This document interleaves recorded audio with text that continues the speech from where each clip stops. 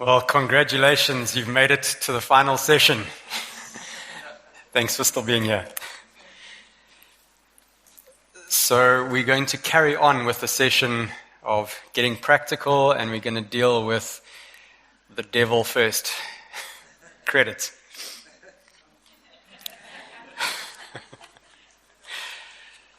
Thanks for laughing at my jokes.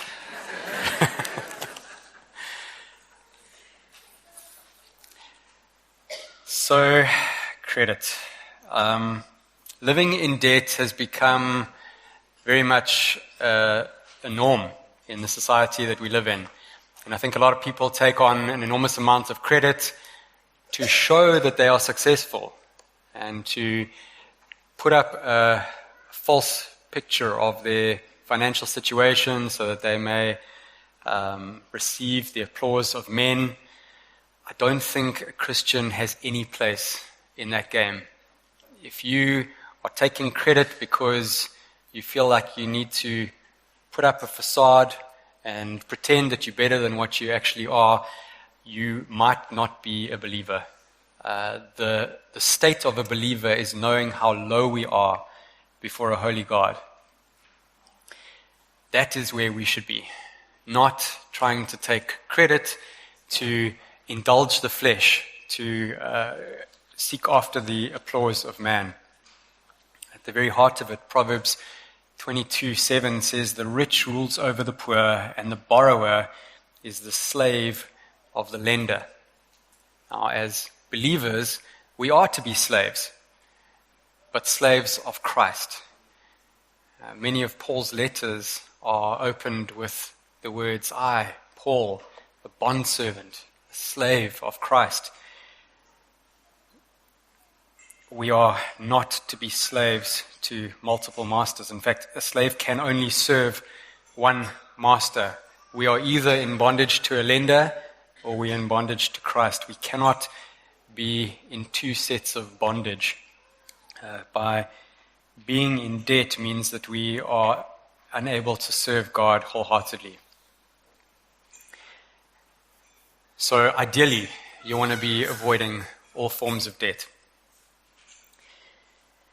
I think the other thing which is worthwhile mentioning very briefly is it's a sin to borrow and not to repay. So Psalm 37, we looked at that earlier, verse 21 says, "The wicked borrows but does not pay back, but the righteous is generous and gives."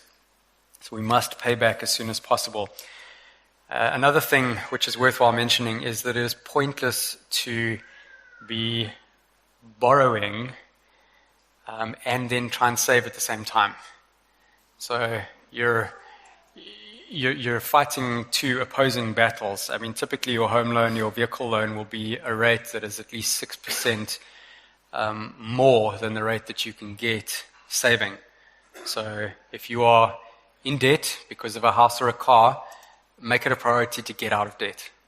That should be your first priority rather than trying to save while in debt. Now, I think that there is place for debt, but it is a very small fraction of what we should be doing as a Christian. And I'll make the distinction like this. We can take debt for two reasons. One of those reasons is for consumption. The credit card we were speaking about earlier, your grocery bill, don't do it. That's going to cause an enormous amount of trouble. Those groceries are expensive enough as they are without having to pay 20 to 30% interest on top of that. That will quickly get you into an enormous amount of trouble, and that can be avoided. The other avenue for taking debt, which I think is allowable in certain circumstances, is for asset creation, for asset purchases. And I would say that we should never take a loan for consumption. There might be things like emergencies, but even then, this should be avoided as much as possible. Never take a loan for things like a holiday or a wedding or clothes, entertainment, hobbies, luxury items. If you can't afford it, you shouldn't have it.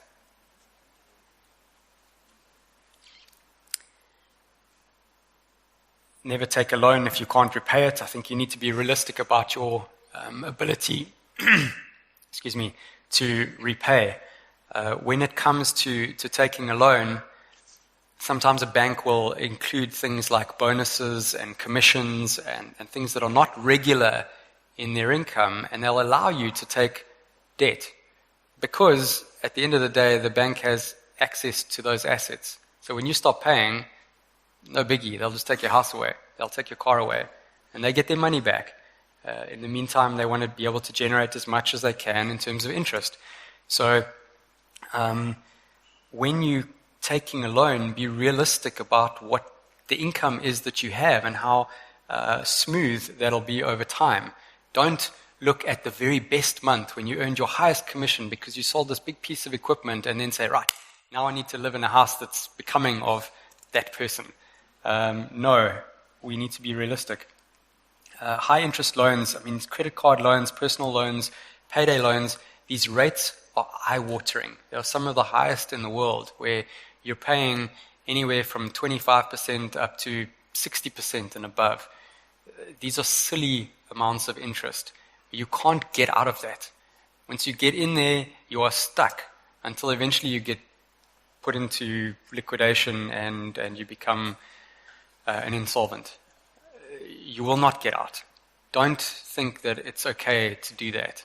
It's like that, the first drag of marijuana or something like that. It's a drug. You need to stay away from it. Don't do it. I think there is place for loans when it comes to asset-backed purchases. So homes are an asset.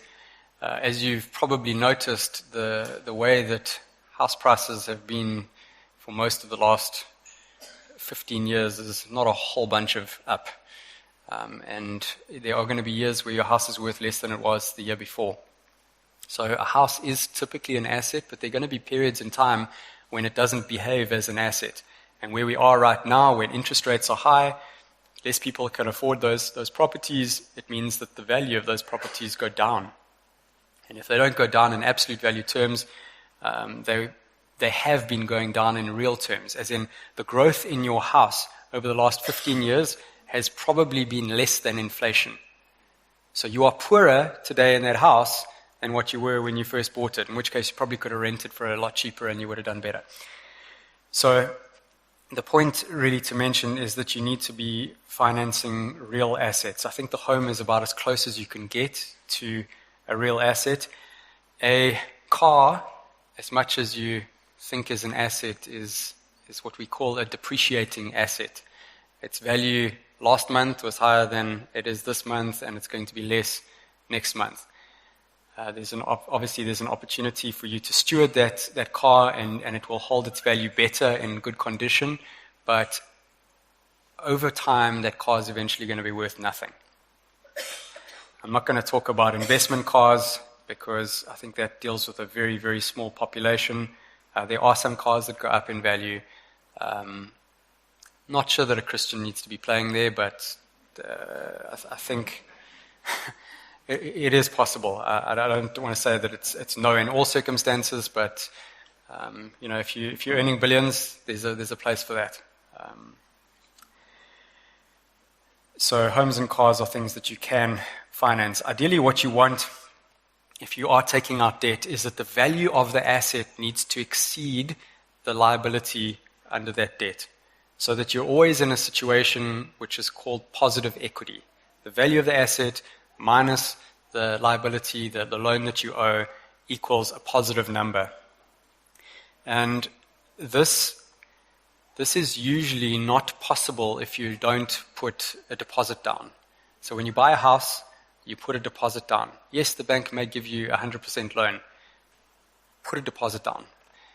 It will allow for situations where, like we are right now, you might have to sell that house at a discount because you've got yourself into financial trouble, you lose your job. You don't want to be sitting with additional debt on top of the situation of having lost your job. The same goes with a car. Take or put a deposit down on that car as big as you can, and pay it off as soon as possible. Banks like to do a car loan over 72 months. It just means that you're likely to be in a situation of negative equity, where the value of the car, if you have to sell it, especially when you need to sell it, you need to sell it in a hurry. The value of that car when you sell it in a hurry is going to be less than the loan that's outstanding. So don't get into the situation of negative equity. That is being in debt.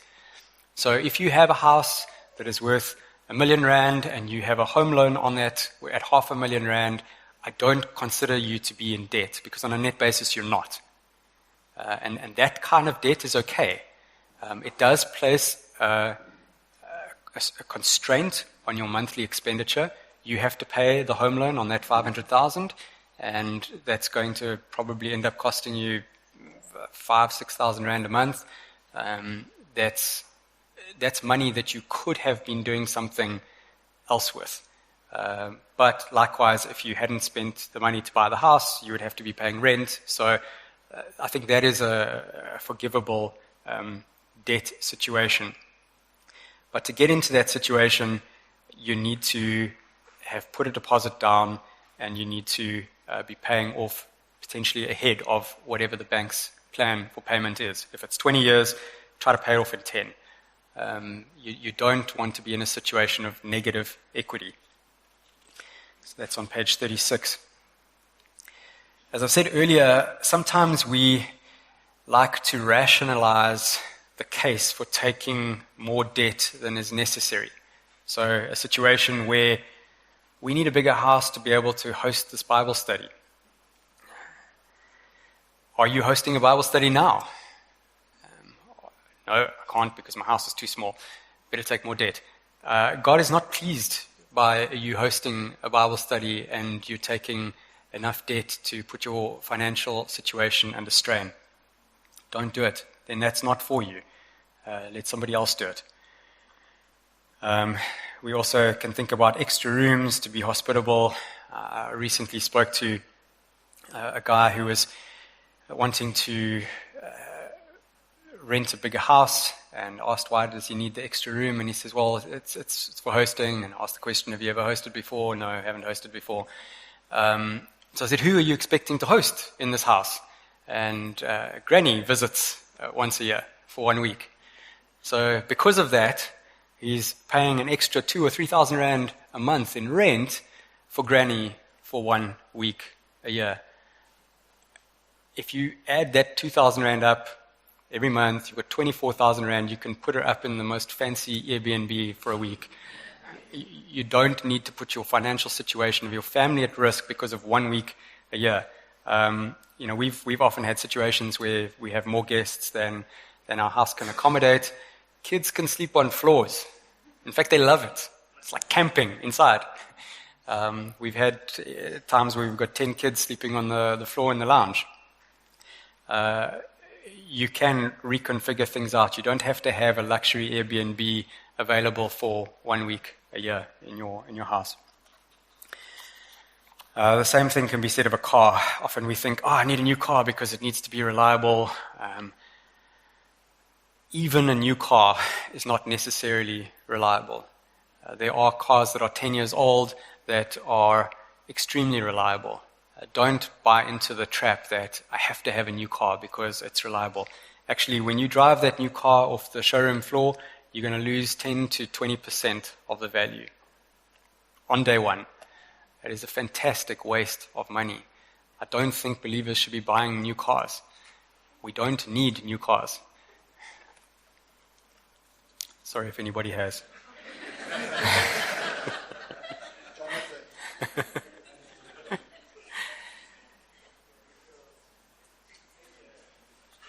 Good. There's a bunch of sections here, page 37, 38, about considering things like a home loan, a car loan. You can go through in your own time a little bit later. But I think the principle here is we need to avoid debt as much as possible. It's the same with expenses. We want to reduce our expenses to as little as possible. We need to live as frugally as we can so that we can give more. It's the same with debt. We want as little debt as possible so that we can continue to give. We should never use debt for consumption purposes. As I said earlier, things like credit cards, personal loans, very, very dangerous. If you're in that situation, make a plan to get yourself out as soon as possible. This is not something to be played around with. Every single case that I have had of financial counseling, there is a credit card and a personal loan that makes me want to cry. Don't do it. It's only going to get bigger, and the interest rates are exorbitant. You will not get out of it without enormous consequence to you and your family. As I said, debt is allowable for asset purchases, but you need to maintain positive equity. So the value of the asset needs to be higher than the value of the liability, and not by R1. Leave a margin for asset prices to change. House prices in the global financial crisis in the US came off by 50 to 60%. So, don't leave a small margin for error. Leave a larger margin for error. There was a time where we as a family were moving from 3 kids to 4 kids. Danielle was pregnant with our 4th, and we were stuck in I say 2-bedroom, 1 bathroom. Danielle calls it a 1.5 bedroom, 1 bathroom. There were 3 kids, 2 kids that were potty training, 1 toilet. It was difficult, but we survived, and we can live on a lot less than what we think we can. Pay off your debt as soon as possible. On the other hand, there is savings. We find this on page 40 of the notes. Now, in South Africa, we as a nation don't save. The stats are very, very low. We have saved 0.5% of our income in 2023 so far. Well done. 0.5%. In the US, that's 12% this year. Europe, it's averages around 11%. There's much more of a savings culture in some of these developed markets versus what we as a practice do in South Africa. And I think as much as there isn't a verse that says thou shalt save, I think there's a lot of principle in Scripture that talk about the concept of saving. And we'll see that at the top of page 40. There's a few verses there. 1 Corinthians 16, verse 2, on the first day of the week, each of you is to put something aside and store it up as you may prosper, so that there will be no collecting when I come. This is the concept of saving so that you can give. So you put something aside. You're not going to consume it. You're going to put it aside so that you can give at a later stage. Proverbs 13:11, wealth gained hastily will dwindle, but whoever gathers little by little will increase it. Saving is something that happens little by little. I love this one in Proverbs 21:20. It says, precious treasure and oil are in a wise man's dwelling, but a foolish man devours it. So this is the concept of, if I buy one of this thing, it's going to be 10 rand. If I buy 5 of these things, it's going to be 8 rand a pop. So it's actually wise for me to buy in bulk, in this case, and put it in my pantry. That's saving. It's having something in your house. It's not living hand to mouth. Income comes in, money goes out, and you have nothing. Because it is a foolish man that devours everything that they have. And then there's, of course, the well-known proverb, Proverbs 6, go to the ant, O sluggard, consider her ways and be wise. Without having any chief, officer, or ruler, she prepares her bread in summer and gathers her food in harvest. So those pesky little creatures that you see running around your kitchen, they don't have a taskmaster. There's nobody sitting there cracking a whip over them. They know that if they don't gather food, they're going to go hungry in the winter. Well, maybe not in our house, because there's always something left out. But in Solomon's day, when he observed the ant, he saw that they save up for a time when they will not be able to gather food, because food is not available. So it is with believers. We should be saving up for that day. So saving should be done in regularly, small proportions. We're saving for a future season. And although I don't believe that it condones retirement, it is it will come to bear at some point where you can't work in the job that you're currently working. There are people like, John MacArthur, who are still standing up and preaching the Word of God at 83, 84 years old, and he won't retire. He will preach until the day he dies, or perhaps his elders will say, listen, you're not thinking clearly anymore, and we'll put you down, or put you aside. Put you aside. He's not a dog. But he's a good example of what to do in your old age. Even though you might not have your strength, he can't go about lifting heavy things, but he still has his mind. And I think a preacher can work long after he's finished with his strength. The same could be said of many older folk in the church. There are opportunities for you to serve the body. Take a younger man and disciple him. Read a book with him.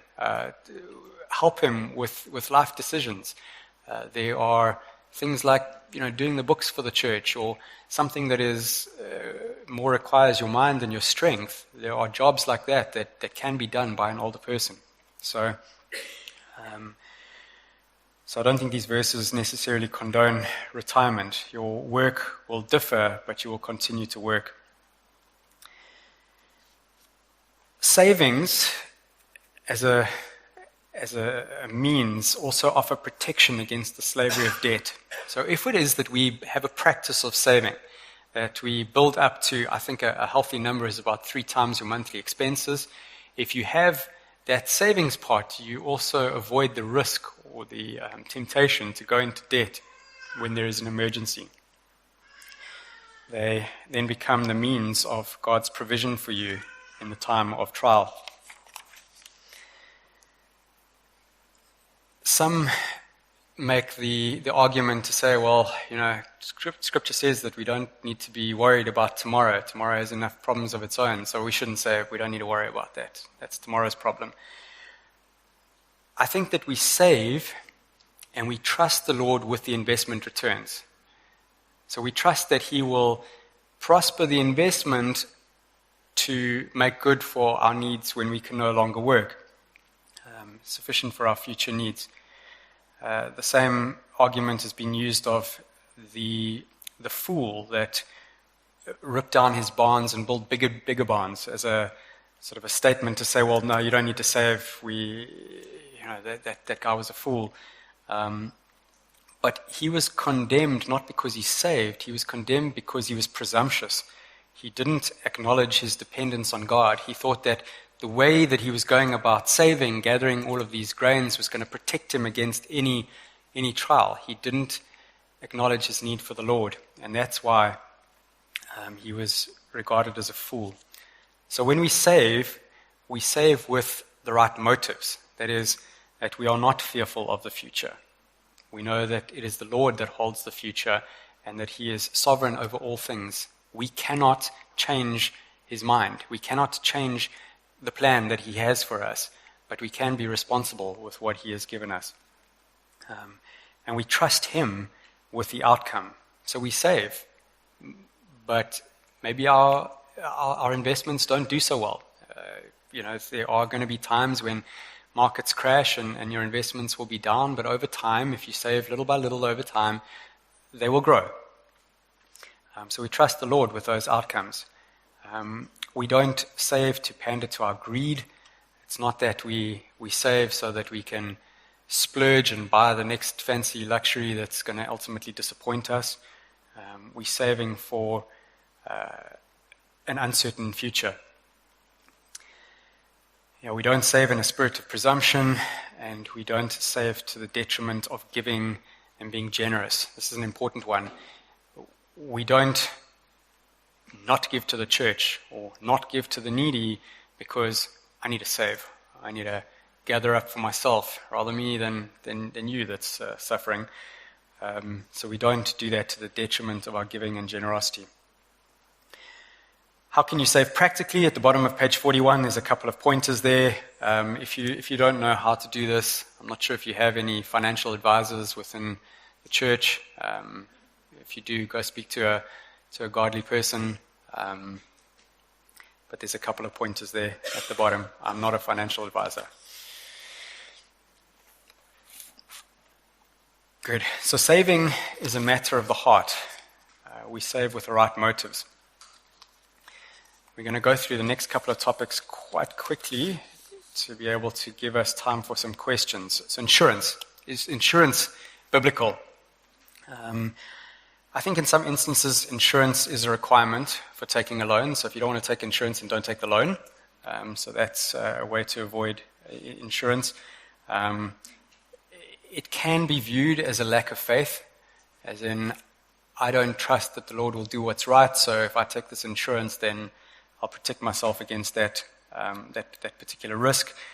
But insurance can actually be a means of providing for the needs of your family. 1 Timothy 5 verse 8 says, "But if anyone does not provide for his relatives, and especially for members of his household, he has denied the faith and is worse than an unbeliever." So it might be that something like a disability or retrenchment insurance is something that you would consider for the needs of your family. If you were to be disabled or retrenched, that you would be able to continue to meet your family's needs for a short time until ultimately you can find a job again. These things can also be very pricey, so you want to make sure that you can afford these insurances. You don't just take them because you feel like you need them. You need to also be able to afford them. In some instances, insurance can help us with our stewardship. So when we buy an item, like a car, we have a responsibility to steward that car. And sometimes life happens. You're not concentrating and you drive into the back of somebody. It's your fault. You've caused this accident. Can you afford the consequences of that action? Sometimes that could be very expensive. If you go and rear-end a Porsche, you could be in for a tidy penny. And actually there's a way to steward with insurance to pay a fairly small premium for third-party insurance that would cover that particular risk. If you were to rear-end the Porsche and you end up having to take a loan for that, and your family goes without, your giving drops, I mean, that's a bad situation to be in. So there is affordable insurance that can actually help you to continue to be a steward even when life happens. But like it is with savings, we can have the wrong motives. We don't insure because we are fearful of the future. We insure because we want to be good stewards. We still trust God and His sovereign hand even in trial. And I think with insurance, make sure that you're not over-insured. And that goes for medical aid. Like I said, if you're a healthy person in your 20s or 30s, you probably don't need full medical aid, comprehensive medical aid. It's very, very expensive. You can use that money for something else.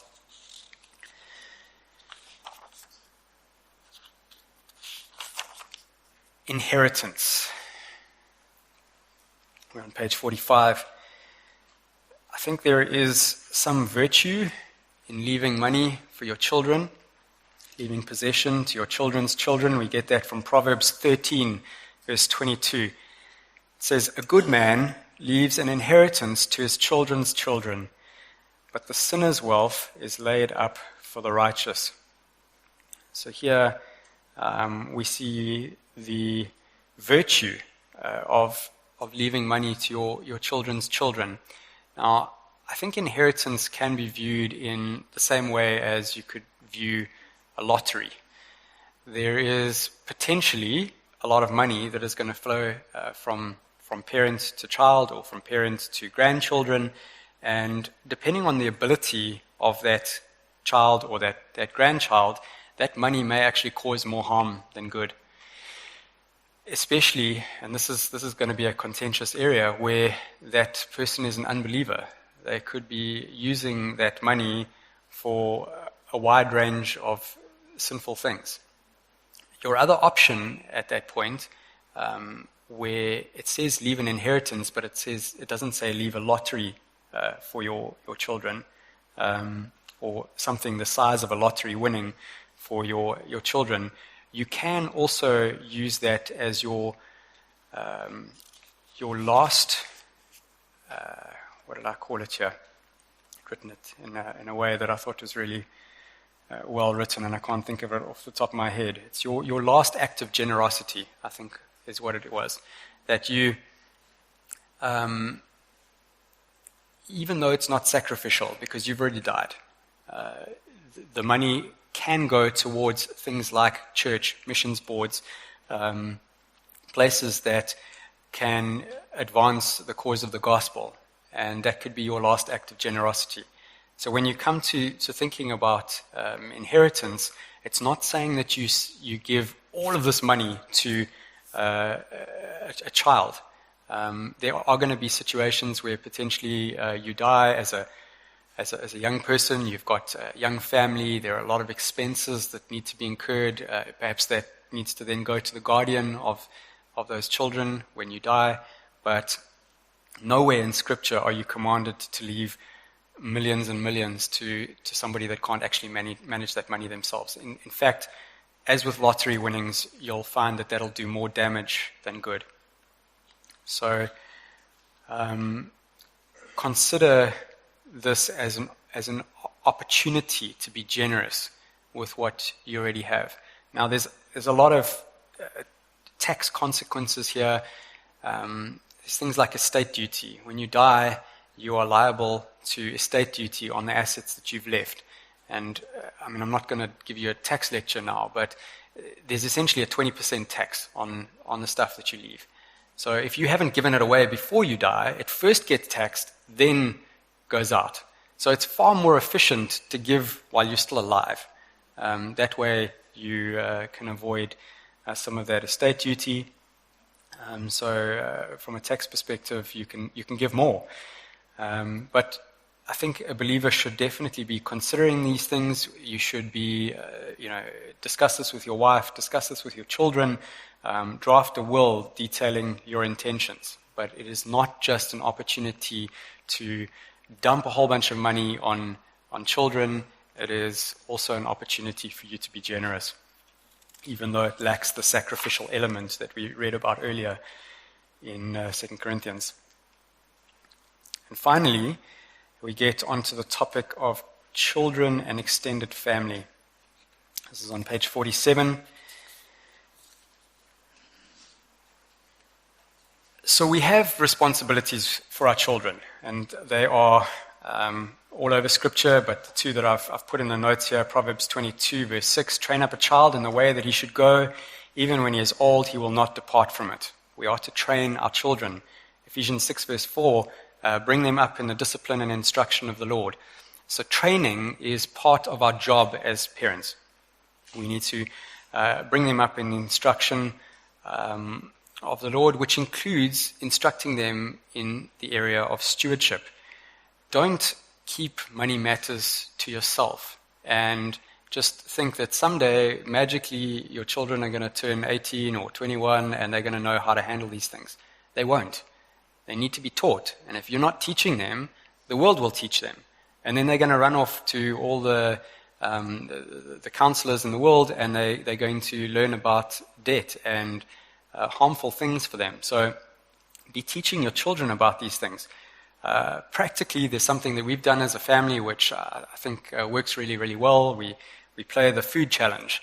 And from a fairly early age, I can't remember when we started it, but it's been going for a good 10 years or so now. They would get an amount of money at the beginning of the week, and then they'd have to buy groceries to get them through Monday to Friday. And that meant that they needed to plan for 15 meals and spend their money and allocate it to a particular meal. And the first time we played this game, one of our children went and squandered his money on protein bars and energy drinks and this nonsense. And he fed himself really well on Monday. And then when Thursday rolled around, he was out of food. And we could have bailed him out. We could have said, okay, here's a bit of dry bread, But I don't think he ate for 2 days. Which on the one hand could be seen as child abuse. On the other hand, he learned a lesson that is extremely valuable. And he's really good at budgeting now. And just playing a little game didn't cost a whole bunch